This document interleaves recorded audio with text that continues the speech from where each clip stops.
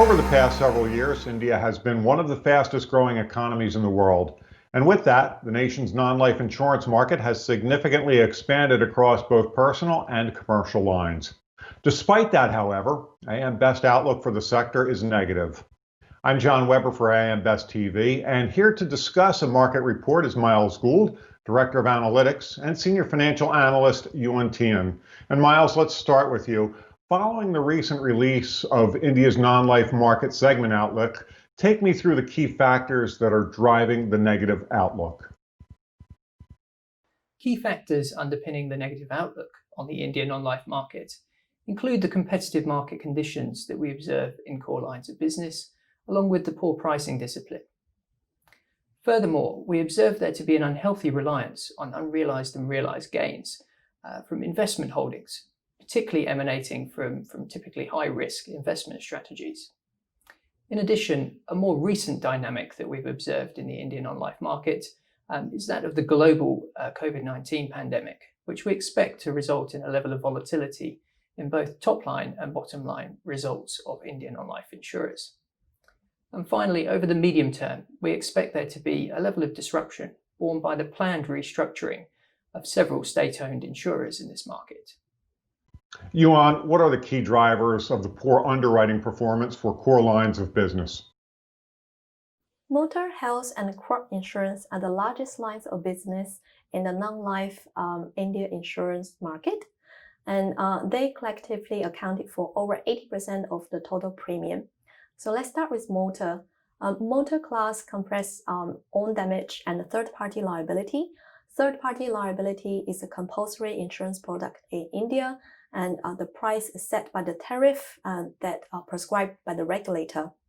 There's a combination of key drivers for the poor performance in this line of business, including inadequate pricing, unlimited the liability provided by the product, and also an absence of a time bar for policyholder to make claims. So the line is extremely long tail product. And for the own damage, we have observed the deterioration in the loss ratio over recent years due to the strong market competition. For health insurance, it's the second largest line of business, and the line has been growing very fast over the last few years. And the business has been dominated by the public sector companies. However, the market share has been cutting by the private companies as well as the standalone companies. Within the health segment, corporate health insurance comparing to retail health insurance has not been performing very well. And there's a new health scheme introduced by the government in the year of 2020, and it's uncertain how this product is going to perform. However, we expect a strong growth in this line of business. And for the crop insurance, due to lack of experience and a lack of historical data since the new scheme introduced in 2016, the loss ratio has been quite volatile in this line. And it's also driven by the weather condition. And we have observed severe weather condition over the last few years in the India market, for example, the drought in 2018. And in 2020, there are several private insurers have dropped out from this line of business and ceased underwriting crop insurance. What are the key observations on the investment earnings of non-life insurers in India, Yuan, and why is there an imbalance in operating results? Yes, as I mentioned, the market has been quite loss-making on the underwriting side. So the insurance company in this market have been relying on the investment returns to generate overall positive operating earnings. So the companies have been quite aggressive on investing in high-risk asset classes such as equity, low-quality fixed income, and real estate assets. And those asset classes have been generating quite good returns to the companies over the past many years. So if we see the stock market in India, the market has been growing and generating annualized year-on-year return of around 15% over the last 15 years up to end of 2019.